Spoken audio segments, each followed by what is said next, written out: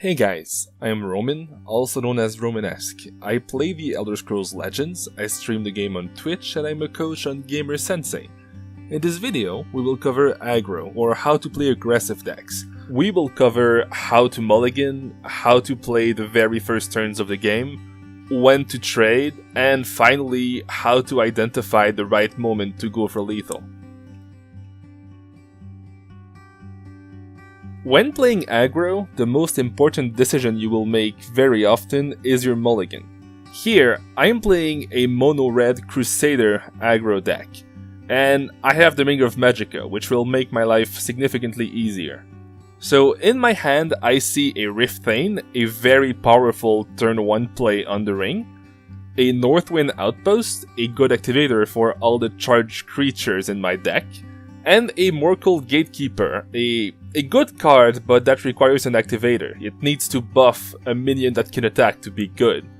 And since I'm going to be playing Rift Thane turn 1 and Outpost turn 2 very often here, it's not guaranteed that my Rift Thane survives and I have a target for the Morkel Gatekeeper, so I will send that back and try to find a better turn 3 play, be it a turn 4 with the ring or a Mighty Ally. When you do not have the Ring of Magicka, you have to be more conservative and simply look for a good curve. Here, I see a great turn 2 and a great turn 3 play. So I mulligan away the Shieldbreaker looking for a good turn 4, and I will be very happy to play the 2-3-4 curve against Scout. When deciding early plays, you want to make sure to play your creatures before your supports so that you get maximum damage from them. For example, playing Rift Thane turn 1 and then Northwind Outpost gives me 5 damage by turn 2. Doing the opposite generates 0 damage. Be careful to never get under 2 damage from your North Firebrands. Here, I will not play the Firebrand on turn 1 simply because I am not guaranteed that it will survive. For this reason, I will wait until I develop the support before playing the Firebrand to make sure I get enough value from the card. If the board is empty, try to play in the field lane. This will let you dictate the trades and protect your high value minions from bad trades and activate things like Breakthrough or Crusader's Assault.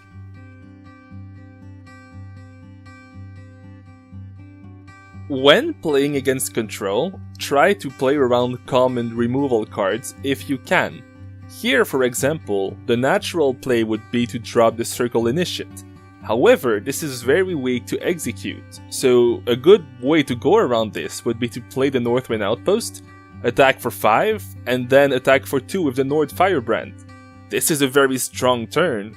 I can still play the Initiate next turn, and this line prevented execute from basically ever getting value since now the support is in play.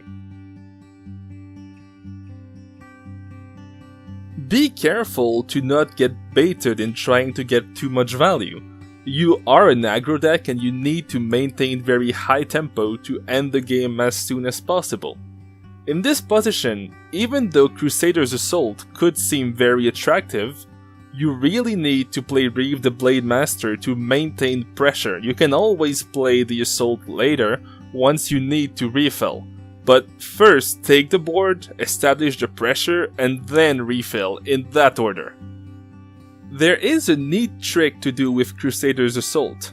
When you put it on Reeve the Blade Master, it gives it Pilfer Draw a card. So every time you damage the opponent hero, your creature will make you draw a card.